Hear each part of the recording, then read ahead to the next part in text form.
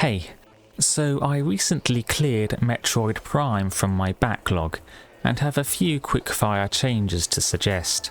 I haven't played any of the other games though, so for all I know, some of these may have already been implemented in later releases. For the Morph Ball, the right stick should be used to manually move the camera for better awareness and control, and the jump should be mapped onto the same button that you'd use in humanoid mode, to make the two control schemes more consistent with each other, so it's easier to switch between the two. When an enemy dies and the lock-on button is still being held down, it could automatically target the next closest enemy without you having to release it and then press it again. And flicking the right stick to the left or right while locked on could let you switch between targets. The minimap is taken away from the player when they switch to infrared or X-ray vision. I don't think there's really any need for this, it just adds a minor hindrance when trying to quickly navigate darkened areas.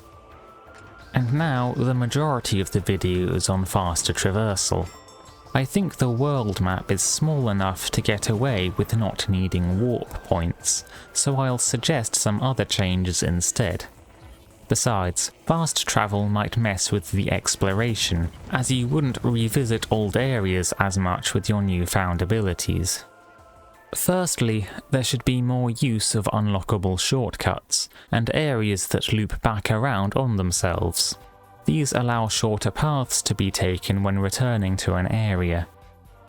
Next, colour-coded doors could remain unlocked after being opened for the first time, so you don't have to keep switching weapons when revisiting areas, especially considering enemy weaknesses don't always match up with the weapon needed to get in and out of a particular room. And there's no point at which you lose access to the weapons you've collected, so there's also no point in having doors relock themselves. Enemy respawns could be delayed just a little bit more, keeping it as a staple of the game, but making them less annoying. If it was a matter of system limitations, maybe the game could just keep account of how many rooms you've moved away, and have a toggle to not spawn or to spawn enemies once a room's counter hits the magic number, rather than enemies staying dead based on all adjacent rooms being loaded.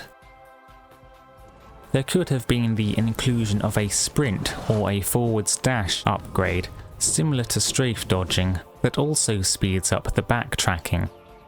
Making it usable by pressing the left bumper would make it match up with the boost ball controller input. It's probably just me, but I think the grapple beam could have been made just a teensy bit faster and longer, and maybe benefit from a second hook type. There's the ceiling hook for swinging from, and maybe there could have been a one-way wall hook for rapidly grappling too.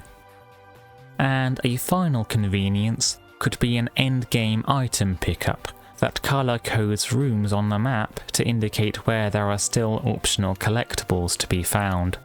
It's either do that, waste loads of time looking around for them, look them up in a guide, or miss out on some of the game's content.